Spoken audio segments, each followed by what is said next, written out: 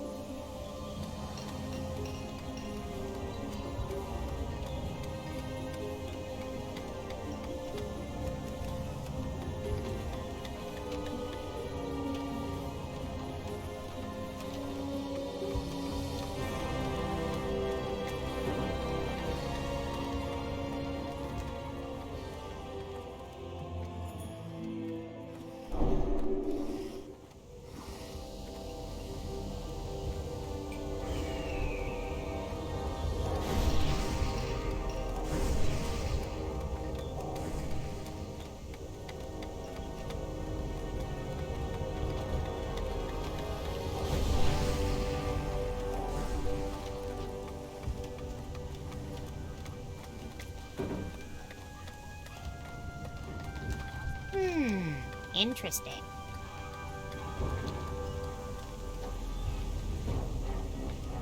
Be seeing you.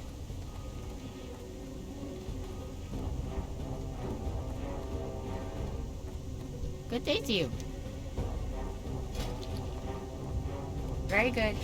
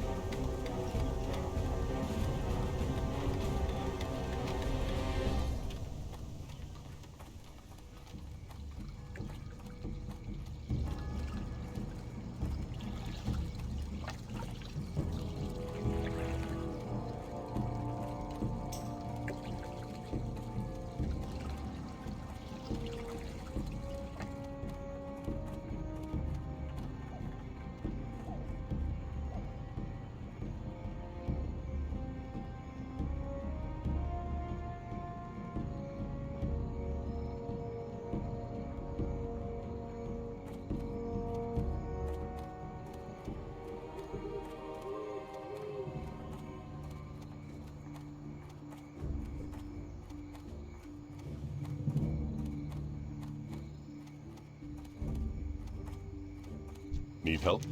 For the Alliance.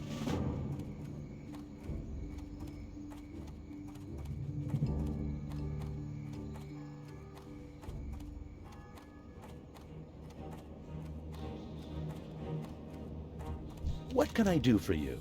See you later.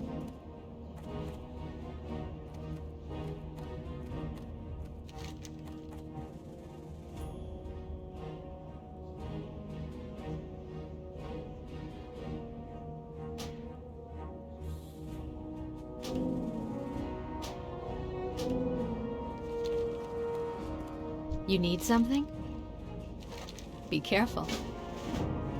You need something?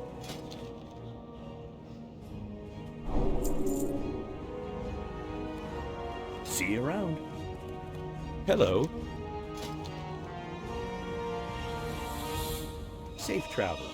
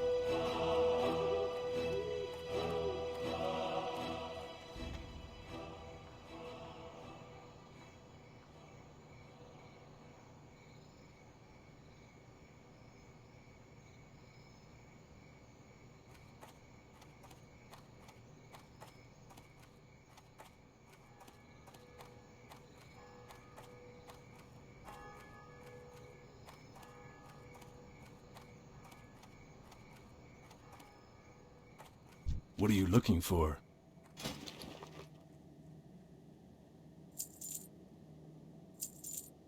Have a good one.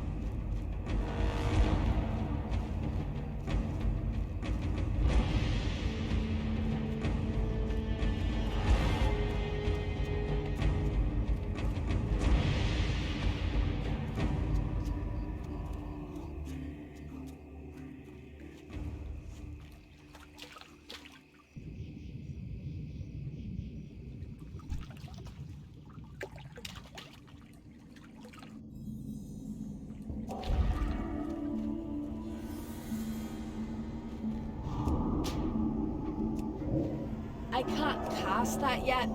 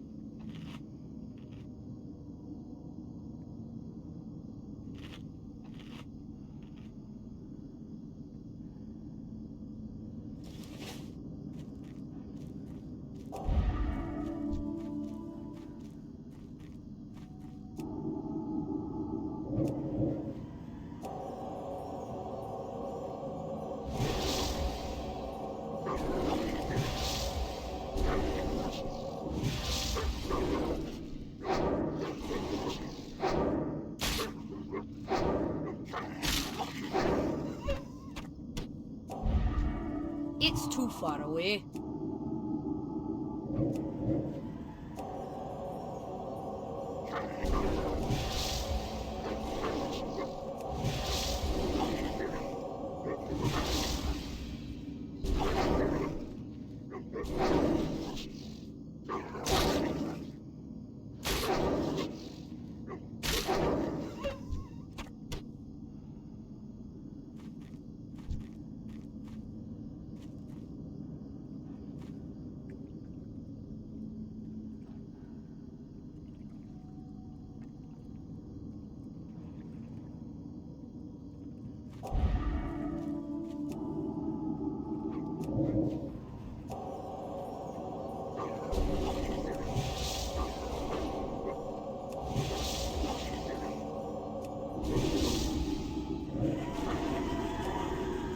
I need more mana.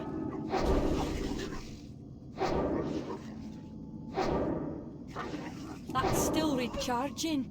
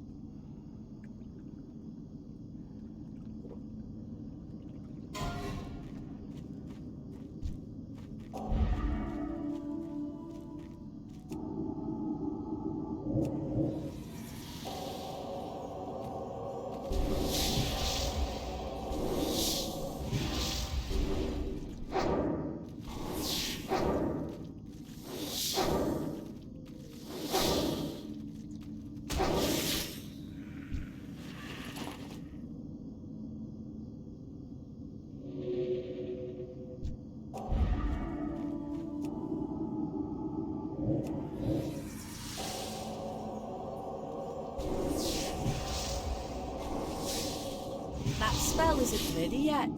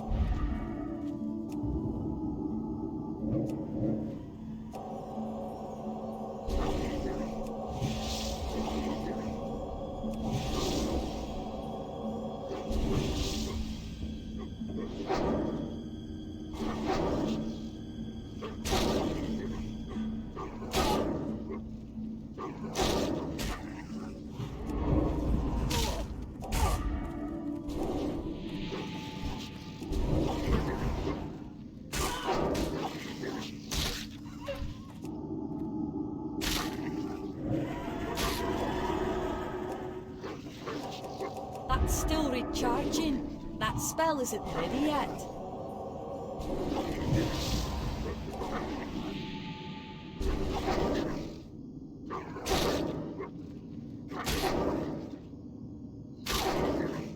I can't cast that yet.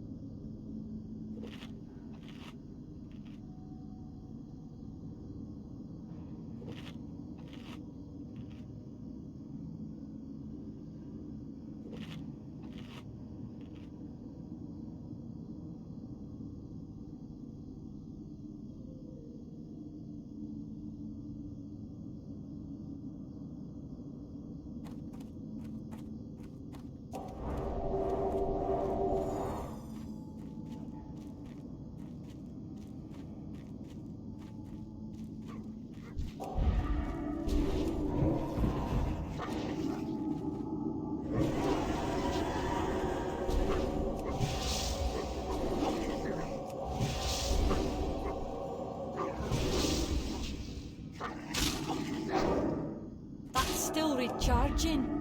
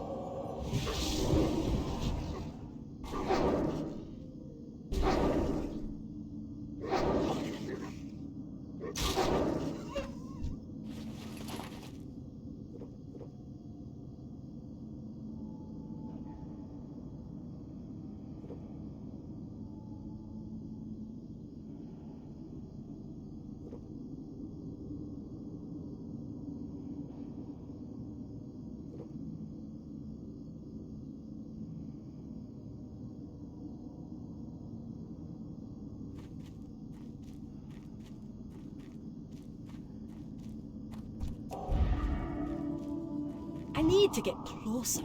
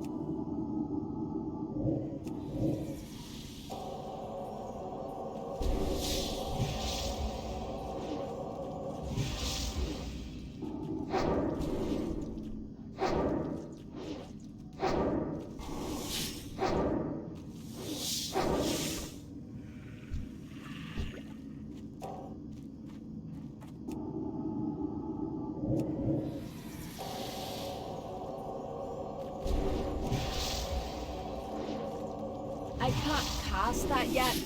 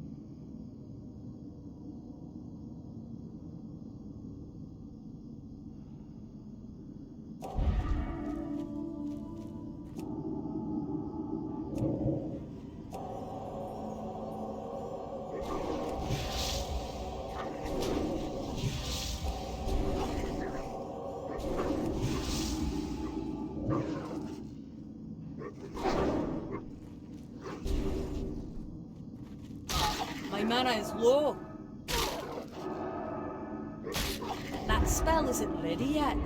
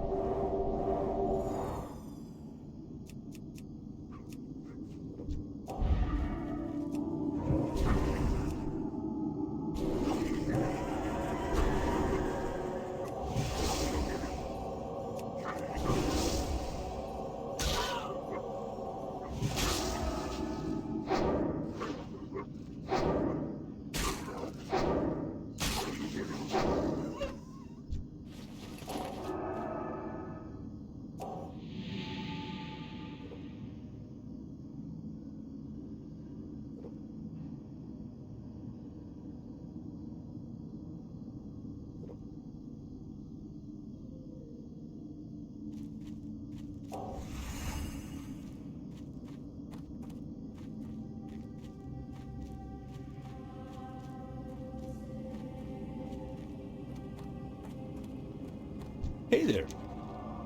Have a good one.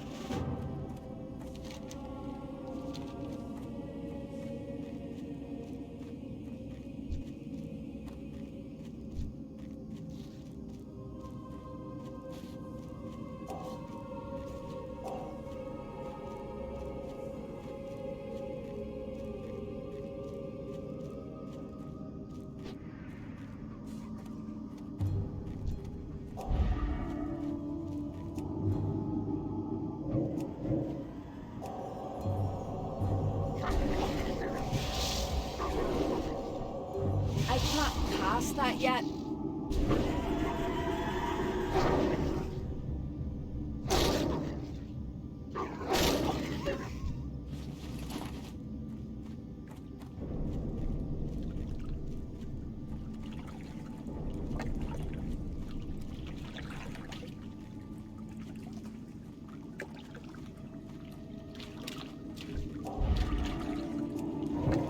That's still recharging.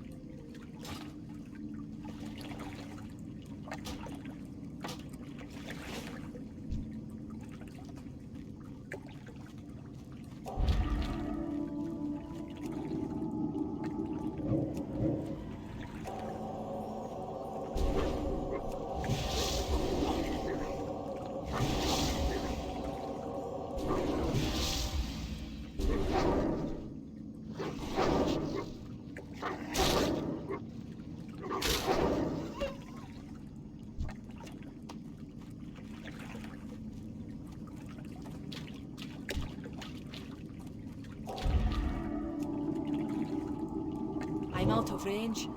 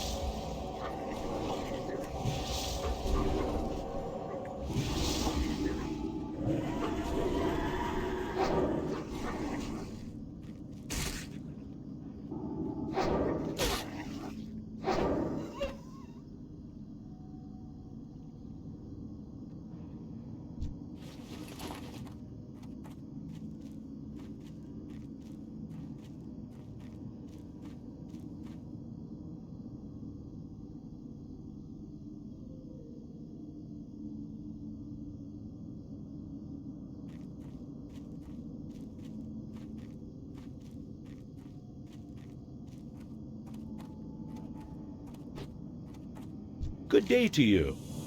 Safe travels. King's honor, friend. Be careful.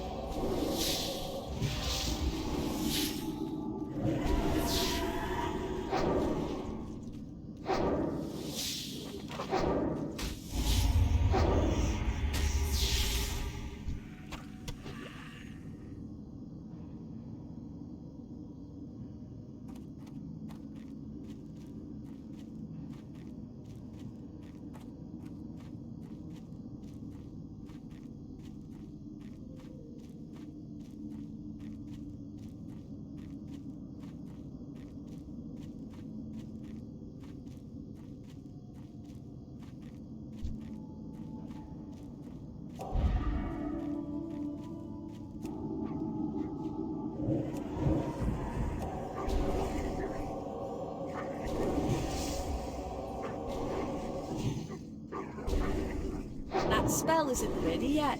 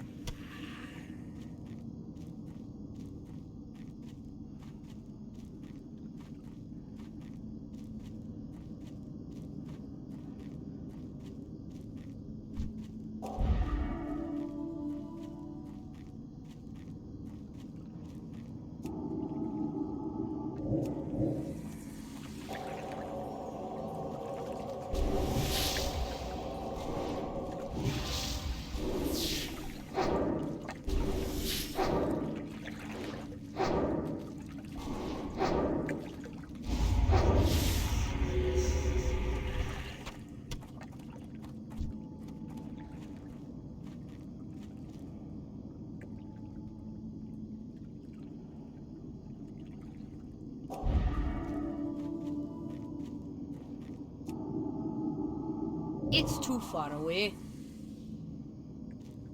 That's still recharging.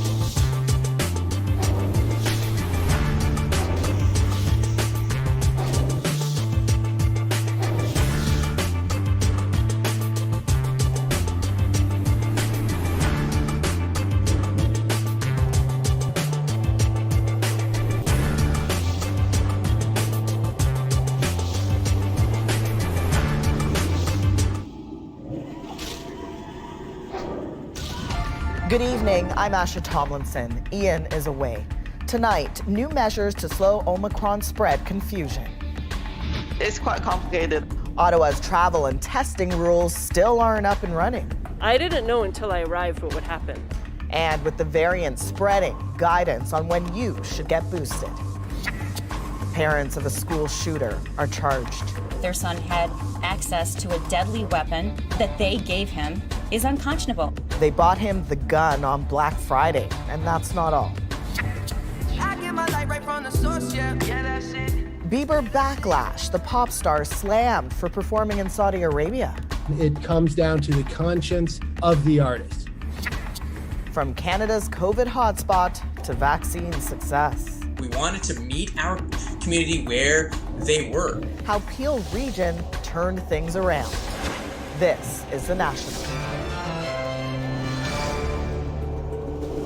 Traveling in a pandemic was already complicated. The Omicron variant hasn't made it any easier. But days after Ottawa announced tighter rules for travelers, what actually happens when you get on the ground still seems up in the air. The plan was that all travelers arriving on a direct flight from countries other than the U.S. get a test and self-isolate until it comes back negative. The hope to slow the variant spread. But Rafi Boudjikanian shows us that's still not happening for a lot of travelers. 4 days after the government announced new rules for most international air travelers, some returning passengers were still learning about them. Are you a little surprised to hear about it from me now? A little bit, yeah, to be honest, yeah. I didn't know until I arrived what would happen.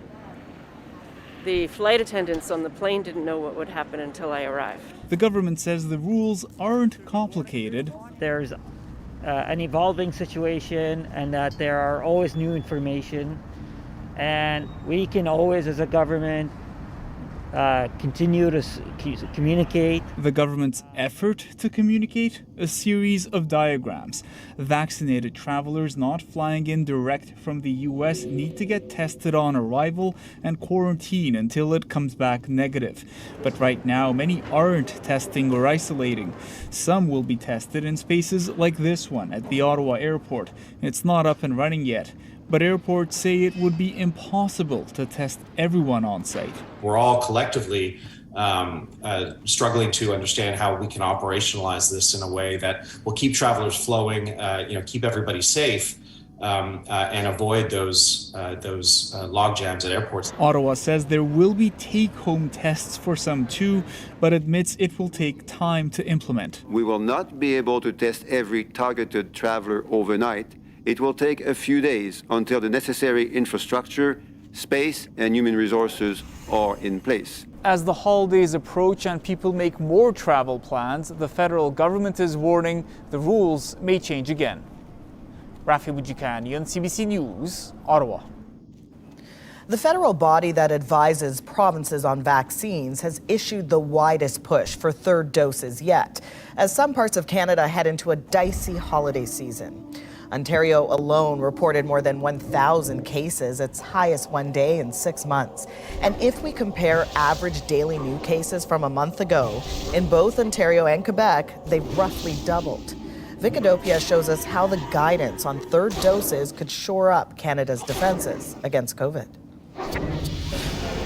Vaccinations give us a strong antibody response to protect us from infection, but falling levels may leave Canada vulnerable to another COVID-19 resurgence.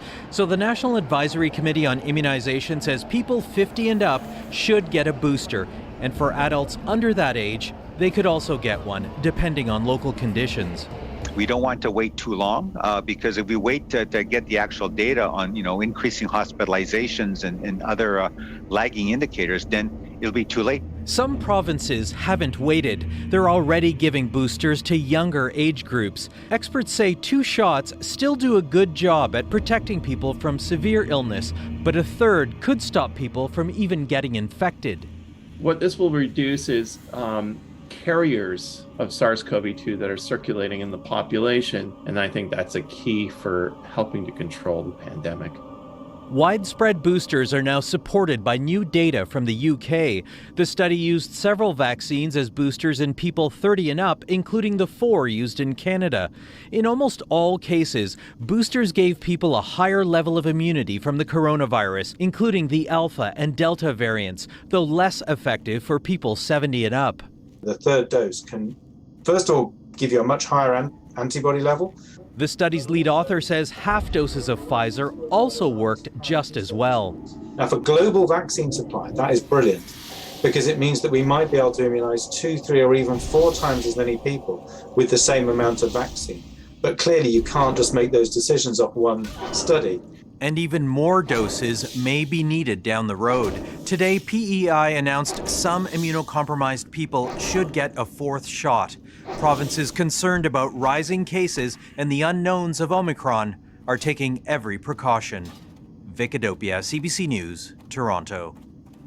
Today, the World Health Organization stressed again that while concern over Omicron is warranted, panic is not. We need to be prepared and cautious. This is something we've been saying from the beginning of the pandemic. Not panic. We have tools. We know what to do. We know what works. So that's the basic message from Canadian health officials too, as Omicron cases hit at least 16 across 4 provinces so far, including an Ontario child under 12 who's recently returned from southern Africa. The variant has also been found in at least 9 U.S. states and dozens of countries around the world since its discovery in South Africa last week. Now, there's still a lot we don't know about Omicron, like whether it will make people sicker than Delta or how effective vaccines will be against it. One thing we know for sure, it's on the move in South Africa, where overall COVID cases are shooting up dramatically. And as Sasha Petrusik explains, there's concern about its ability to reinfect. At the Johannesburg lab, where scientists first noticed Omicron, the race is on to find out more about the startling new variant. It was a bit disturbing because it made us worry that we were dealing with something new, and because it coincided with an increase in positivity rates. A huge increase seen most dramatically in crowded Gauteng province that includes Johannesburg. There were 11,500 new cases yesterday in that area alone. That's driven a national surge, which saw South Africa's daily numbers go from about 300 in mid-November into the thousands last week to more than 16,000 cases now. 3/4 of these are infections by Omicron. The fast-moving variant is even reinfecting some of those who've had COVID and recovered. One South African study says it's happening 3 times more than seen before. It also appears that Omicron is more transmissible. That's measured by a virus's so-called R value, with a high number being more dangerous. The original COVID was about 2.5. The Delta variant, 5. Omicron is more than 6. That's led to busier vaccination centers in a country where only about 1/4 are fully vaccinated. But it's not clear yet how much protection that gives against Omicron. So the advice from the World Health Organization? No, it's very recommendable that vaccine manufacturers already start planning ahead and plan for the likelihood of having to adjust the vaccine, the existing vaccine. That's good. In the meantime, hospitals are filling up in South Africa, though doctors say most cases involving Omicron remain mild. Sasha Petrusik, CBC News, Toronto. A new development tonight in a deadly high school shooting near Detroit. While the 15-year-old suspect is facing several charges, including murder, now his parents are as well. A rarity in these cases. They're charged with involuntary manslaughter. Susan Ormiston explains why. We have an active shooter incident. The morning of the massacre, the accused shooter had a drawing at school showing a gun and bullets with the words "blood everywhere" and, quote, "The thoughts won't stop. Help me." His parents, James and Jennifer Crumbley, were urgently called to the school, presented with the note, and according to the Michigan prosecutor, did nothing. Both failed to ask their son if he had his gun with him or where his gun was located, and failed to inspect his backpack. The parents left, and Ethan Crumbley, 15 years old, was sent back to class. The notion that a parent could read those words and also know that their son had access to a deadly weapon that they gave him is unconscionable, and I think it's criminal. Hours later, 4 students were dead, 8 others injured. The shooter surrendered. I have tremendous compassion and empathy for parents who have children who are struggling and at risk for whatever reason. But the facts of this case are so egregious. The timeline is chilling. 4 days before the shooting, Ethan with his dad went to buy the gun. Ethan posted, "Just got my new beauty today." His mother posted, "Mom and Son Day, testing out his new Christmas present." A day before the tragedy, a teacher flagged he was on his phone searching for ammunition. His mom texted him, LOL, I'm not mad at you. You have to learn not to get caught. After the shooting started, Jennifer texted him, "Ethan, don't do it." You have to worry about your kid every day. Parents are also furious the school allowed the teen back to class. Yes, this student did have contact with our front office. And yes, his parents were on campus November 30th.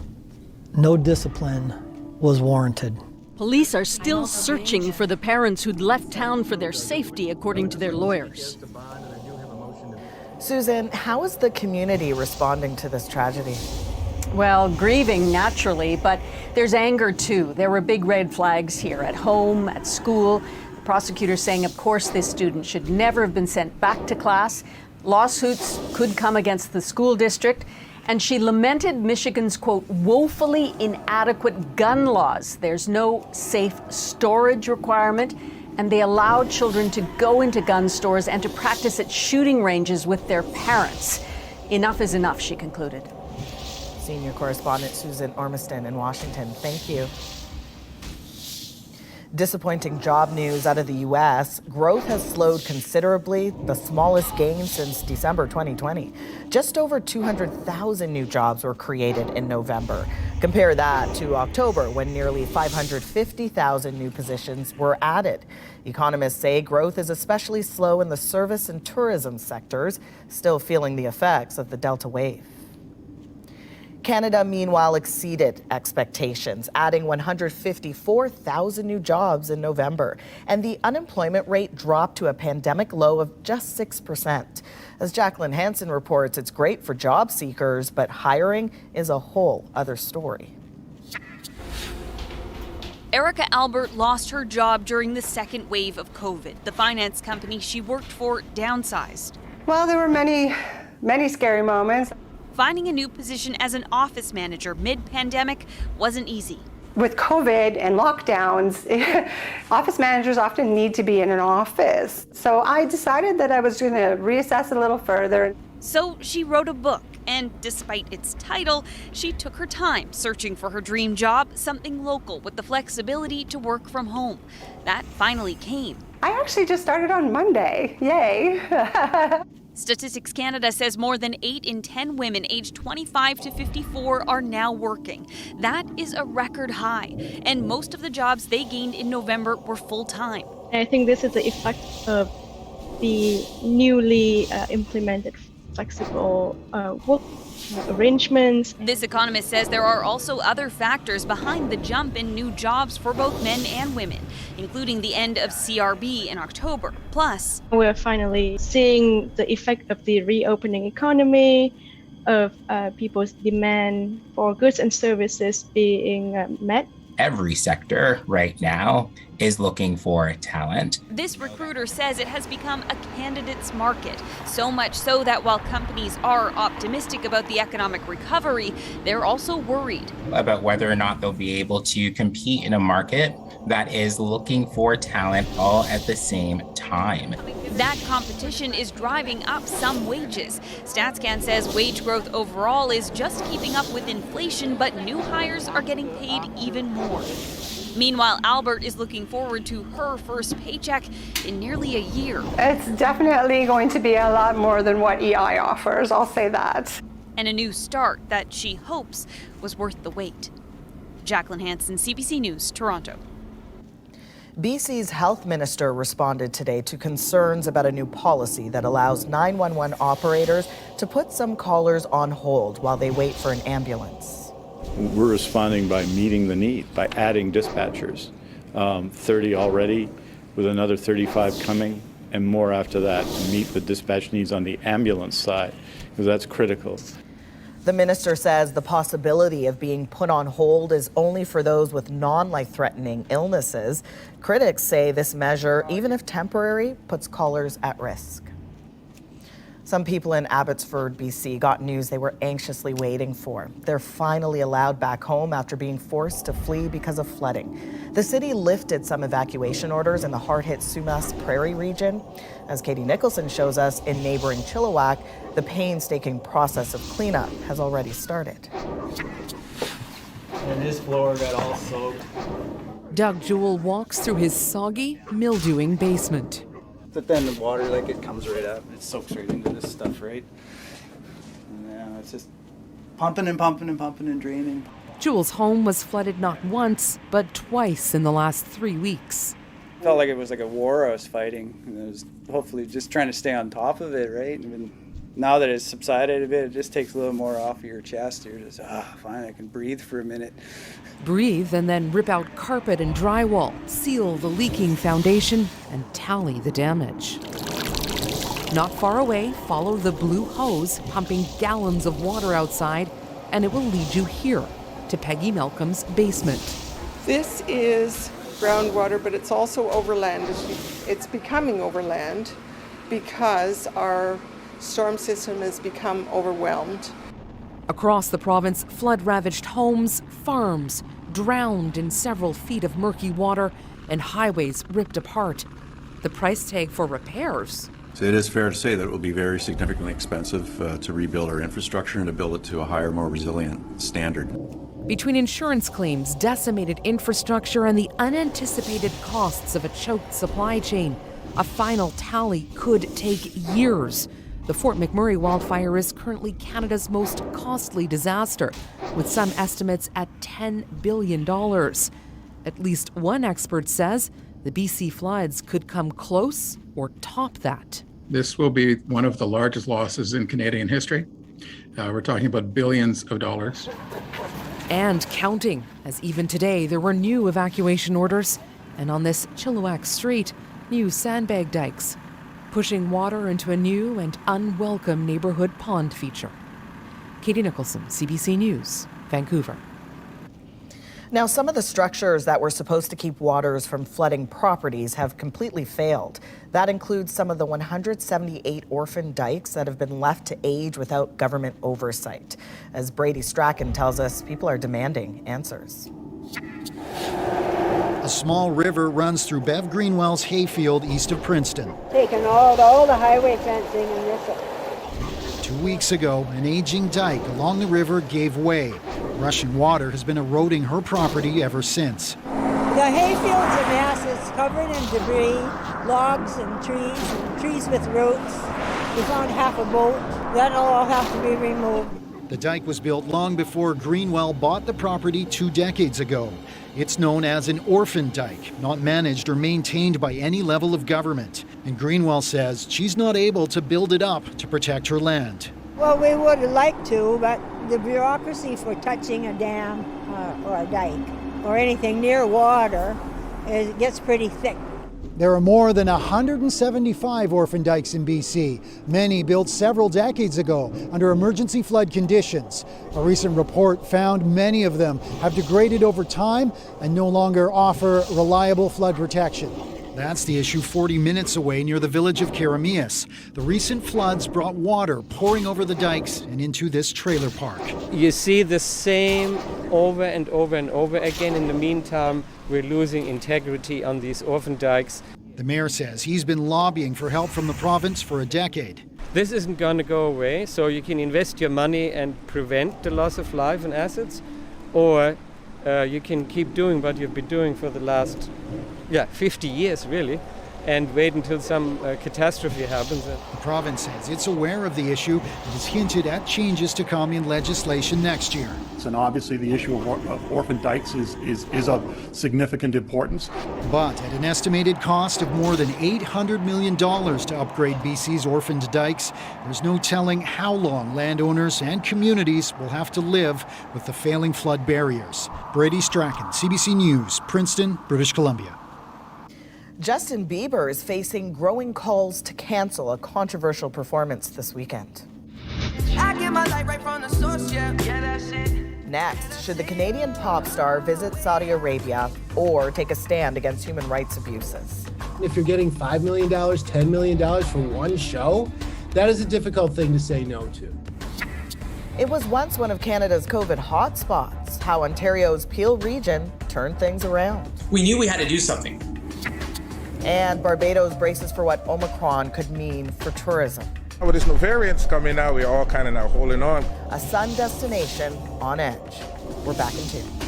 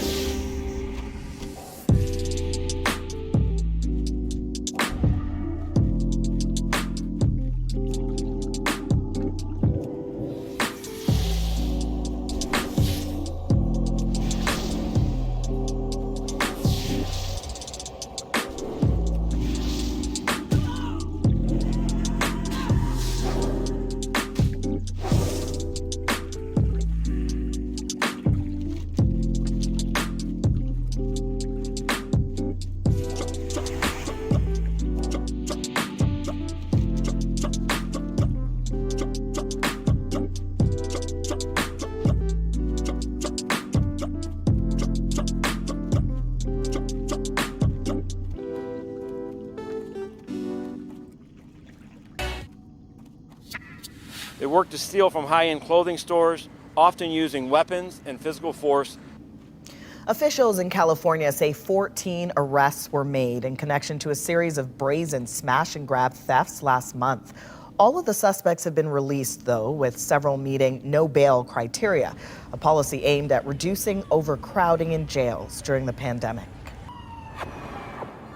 U.S. President Joe Biden says preparations are underway as concerns grow over a Russian buildup of troops on the Ukrainian border.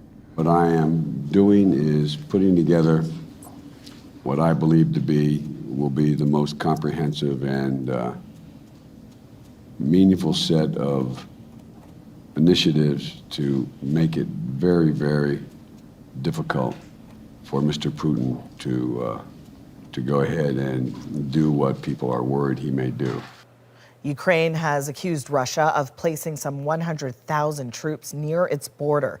A call is expected to take place between Biden and Putin next week. Canadian pop star Justin Bieber has found himself in the middle of a human rights battle. This weekend, Bieber hits the stage in Saudi Arabia, but critics say that's helping whitewash a regime with blood on its hands. Deanna Sumanak-Johnson explains. Justin Bieber has managed to sidestep political controversy. Until now, the Canadian pop star is performing at the Saudi Arabian Grand Prix event this weekend, a plan human rights groups are urging him to abandon. We know that the Saudi government brings in global celebrities in these sort of large-scale spectacles, as a way to deflect attention from its deplorable human rights record. Another powerful critic, the fiancé of Jamal Khashoggi, a journalist slain by the agents of the Saudi government. Saudi Arabia is working to change its image on the world stage, including major investments in its entertainment industry. Just a brace of races left. This weekend, it's Formula One. Next week, it's hosting the Red Sea International Film Festival. Entertainers, if you're getting $5 million, $10 million for one show, that is a difficult thing to say no to. And it comes down to the conscience of the artist. Would Bruce Springsteen play in Saudi Arabia? I doubt it. Not that he thinks this appearance will rock the faith of the so-called believers. I'm not certain how much Justin Bieber fans know or frankly care, as callous as that may sound. There's no indication from Justin Bieber or his team that he'll reconsider, though some other high-profile participants say they're using their appearance to put a spotlight on the Saudis' human rights record. Others have chosen for us to be here, so we have to make sure that apply the pressure on them to make sure that they are doing right by the people. As for Bieber, many say a powerful way to show his contrition would be to donate the money he earned to a human rights charity. Is it too late now to say sorry? Deanna Sunak-Johnson, CBC News, Toronto. When we come back, how one of Canada's COVID-19 hotspots regained control over the virus. And he said, Raj, Peel is on fire. We've got to do something here. Next, we'll go beyond the headlines with 3 Canadians who helped make it happen. And later, concerns over the Omicron variant hit the sunny shores of Barbados.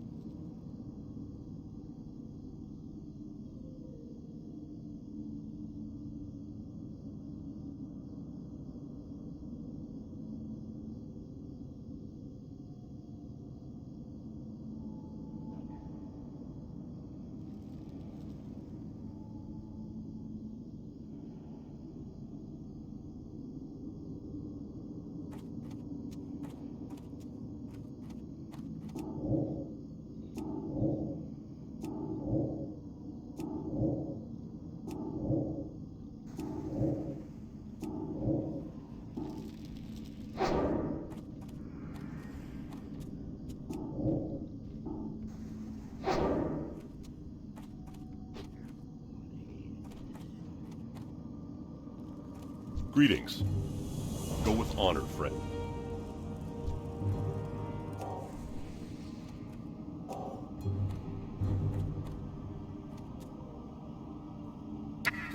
This is, unfortunately, the crisis that we feared. That was Peel Region Medical Officer of Health Dr. Lawrence Lowe back in April, when the diverse populous region near Toronto was a nationwide COVID hotspot with a 22% test positivity rate and hundreds of people in ICUs. Today, it is a very different situation. Peel Region has a high vaccination rate and about 1/10 of the COVID cases it did a year ago. So how did they do it? A huge effort by regional health officials and a grassroots campaign, turned things around dramatically. This video advocating masking is one example, part of a community-led push to inform people about COVID protocols and advocate for vaccination. Joining us now are three of the people behind that effort. Dr. Hashim Khan is co-chair of the Canadian Muslim COVID-19 Task Force. Urs here is that organization's outreach lead. And Dr. Raj Grewal is the co-founder of the South Asian COVID-19 Task Force. We will start with you, Dr. Grewal. Let's talk about this initiative and why it's so important to you.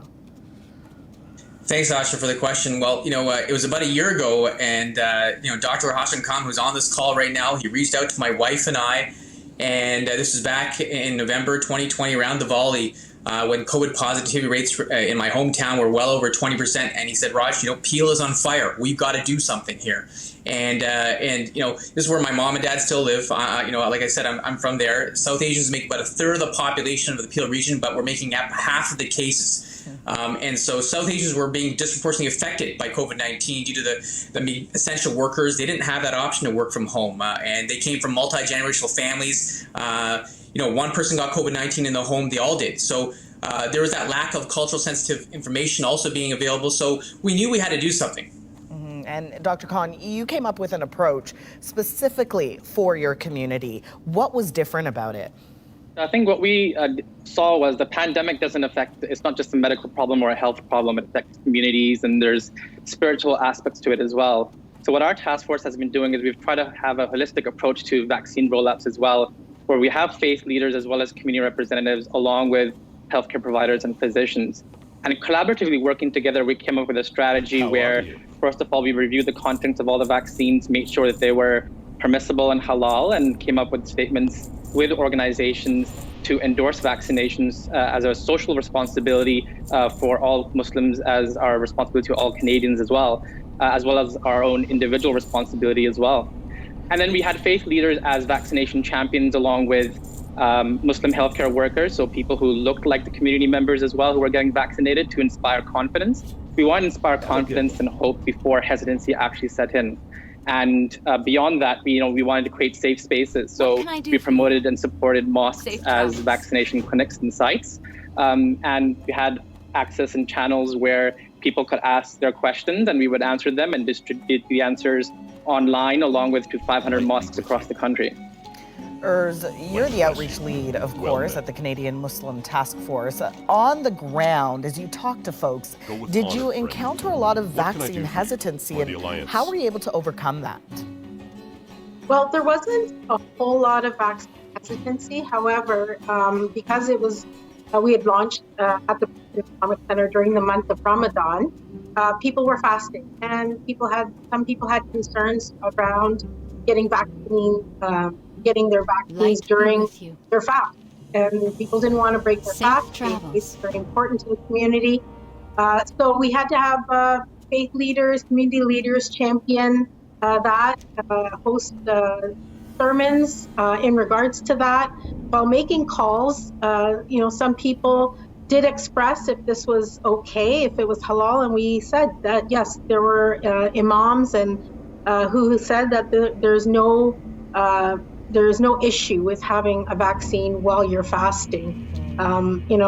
Aside from making phone calls, text messages, we also went to the doors to talk to people. We didn't want to miss anyone from the community. The Brampton Islamic Center was in a hotspot, one of the hotspots, and so we wanted to make sure the community knew that the mosque was a vaccine clinic, which set a great example as a leader in the community, to also say that it's okay to get vaccines during Ramadan. And, while at the doors, we also, had volunteers that spoke various languages. So just in case somebody needed to feel a little bit more comfortable speaking in their language, that also helped as well. Yeah, you touched all bases, covered all ground. Dr. Grewal, your organization had great success connecting with the South Asian community through social channels, social media and the like. What did you do to reach out to people? So we created, social media infographics in multiple languages from our task force. We created videos acting out reliable or sort of relatable skits that really resonated with our community. I started making videos in Punjabi on how to book a COVID test because our community wasn't booking tests, or that was one of the barriers. So thanks, Mom, for teaching me Punjabi as a kid, because that really came in handy. And how do we get this information out? We got it out through non-traditional channels. Our community was using WhatsApp to get information. The uncles and aunties in my community in Peel were using WhatsApp, so we decided to, one day I woke up one morning and I said, you know what, we're going to make the South Asian COVID Task Force WhatsApp channel. And we got international students, we got essential workers, we got ethnic media leaders to join our channel, and we were able to get information. And in return, these communities, these individuals, they felt empowered to share their own stories and become community role models and partners with us. I mean, for example, during the vaccine campaign at the vaccine clinic, we had an Uber driver. I was filming him, and he was talking about how important it was for him to protect him and his family. The international health student who wanted to tell me on video that, look, I didn't have to pay for the vaccine. Please come and get your shot. So we really empowered them to be role models. And you also brought the vaccines to local temples. How did that go? So absolutely. I mean, we've been doing this since September. We wanted to meet our community where they were, and they were, some of them were at the temples. The community free kitchen and the gurdwaras, and so we've been vaccinating at the temples and have had tremendous success at vaccinating our community at the temples. Dr. Khan, can you talk to me about just seeing this, overwhelming support and the initiative, and see where it's gone over the last few months to a year, right? Yeah, I mean, we knew this time last year that vaccines were around the corner, and now a year later we have vaccines, and we're now at a stage where 90% of us have received at least one dose, and 85% have received 2 doses. So I think it really speaks to how everyone's sort of working together. There's public health, there's governments, there's lots of community organizations on the ground that are all collaboratively working to try and get as many people vaccinated as possible, and meeting people where they're at, and with whatever medium that they need, and with whatever trusted voices that they need to have their questions answered. Urs, you went to great lengths to get people to virtual town halls to inform people about vaccination. Can you talk to me a little bit about that? We had town halls in various languages, engaged with key people representing those various backgrounds. So Urdu town hall, Bengali town hall, Arabic town hall. We had, reached to ethnic media as well to help us promote our campaign to keep the community safe. WhatsApp seems to be where it's at. Dr. Grewal, I want to leave it with you, the final word. What can the rest of the country learn from this work? And I understand you started a nationwide campaign, and in fact, you've got the shirt there that says, "This is our shot," and that grew out of your work in Peel. Absolutely did. I think what we've learned is that in order to help people, you've got to meet them where they're at. And I think Dr. Khan also talked about that, and to understand their needs, and that's to how to gain their trust. We've got to empower communities to role model. We know that every voice counts, and that when we work with our communities together, we can make impactful changes. And that's what the whole principle behind This Is Our Shot is about. Such a pleasure speaking to all of you. Thanks so much. Thank you. Thanks for having us. Thank you. Kudos to them. After a long pandemic, Canadians are returning to sun destinations like Barbados. But the concern is that may not last. Now with this new variants coming out, we're all kind of now holding on because you don't know what's going to happen now. Next on The National, what Omicron could mean for a tourism industry already battered by COVID-19. But first, actor Kal Penn has played many diverse roles, from idiosyncratic stoner in the Harold and Kumar movies to brainy Obama White House staffer, and soon this guy, superfan Nav Bhatia, whose uncontrollable love for the Toronto Raptors made him an international star and even won him a championship ring. Penn will star and produce in the upcoming movie Superfan, but there's even more love for Nav in a new CBC documentary charting his life and rise to Canadian icon. I wanted my community, the youth, to connect with the mainstream through the game of basketball. Superfan, the Nav Bhatia story, premieres tonight on CBC Television and CBC Gem.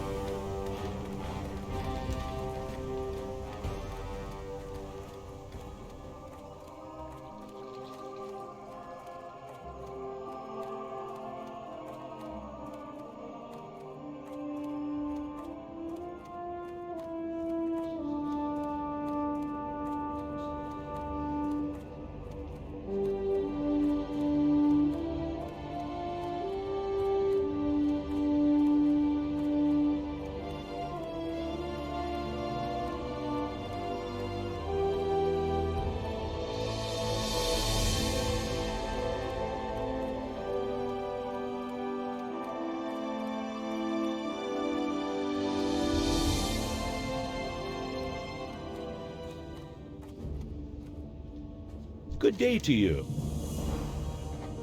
See you later.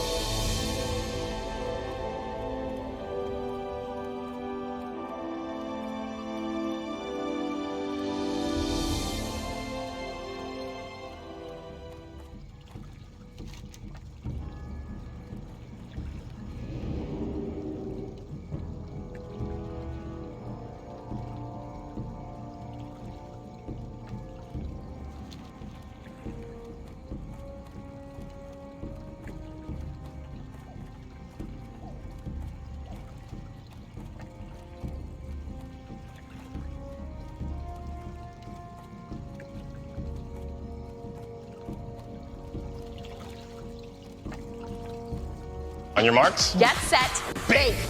Woo! It's a party, baby. There's a lot to do and not a lot of time to do it. You're a genius. I'm so proud of you.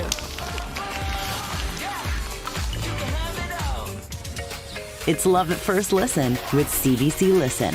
Download today. Welcome back. The global tourism industry was just starting to regain some footing after months upon months of losses. It's been especially difficult in countries like Barbados that relies on tourism for much of its income. But with the new Omicron variant spreading, now they're gearing up for an uncertain holiday season. Thomas Daigle reports from Bridgetown. Like this cave tour in the heart of Barbados, the pandemic here has been one long, bumpy ride.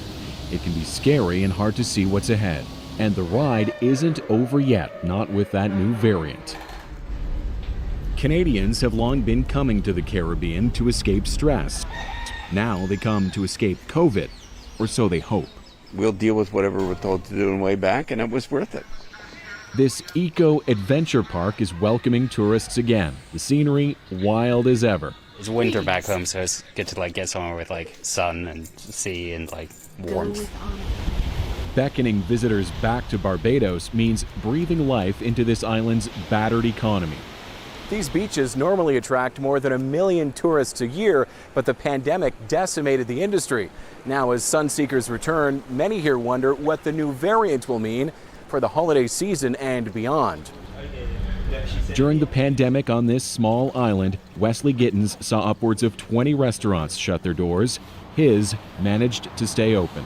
Now with this new variants coming out, we're all kind of now holding on because you don't know what's going to happen after. They're going to resend back to what they were doing before, back to quarantine coming on the island. 3, 2, 1, go! Last year, as the island struggled to attract tourists, Barbados offered visas to have remote workers come wait out the pandemic here. The Begg family from Toronto said, why not? And so it was really, I guess, pretty good marketing on behalf of Barbados to understand that there was a different way to attract foreigners to the country. We're planning on going home for Christmas. We have our flight booked and we'll see what the government's recommending and then make our decision based on that. For Barbados, the fear is further restrictions would scare tourists away yet again. Canadians already need a PCR test to get here, another one to fly home, and now a third test on arrival in Canada. Kathy and Rod Jones can't tell how long it will take them to get back to Truro, Nova Scotia. Just finding out what protocols we have to go through when we arrive in Toronto. We're very grateful that we were able to come now. I think until we know a little more about the new variant, we'll probably stay closer to home. It's a delicate dance with the government keen to keep tourists happy. Barbados is just getting over its worst wave of infections, and to curb the spread, they imposed a curfew but no lockdown. It was different weeks, like say about 2 months ago. It was really dead. Nearly half of Barbadians aren't yet fully vaccinated, though shots are widely available, and some here are lining up for second doses and boosters. The uptake has been better than in other Caribbean nations, but it's not been a resounding success. My title is COVID-19 Public Advisor. So the government hired a new pandemic point person, former journalist David Ellis. COVID has highlighted to us the fact that we are a country whose eggs are in one basket, the tourism basket. What can I do for you? That's why it's so difficult for us to lock down this economy right now. Help is on the way in those orange t-shirts. Crews going door to door, asking questions to better understand vaccine hesitancy. When you find information about COVID, do you think it's easy to understand it? As fears linger around Omicron. The best way of dealing with this is to treat it as if it is already in Barbados. And that is why we are putting a lot more emphasis on sticking to the protocols. Mostly everyone here is wearing masks, even out in the hot sun. Hand sanitizer and temperature checks are mandatory, and they're everywhere. On this island, the decorations are up and hopes are high. The holidays are approaching, but the virus is still spreading. Thomas Dagg, CBC News, Bridgetown, Barbados. When we come back, why Parks Canada wants your photos. If you can contribute to, awesome research and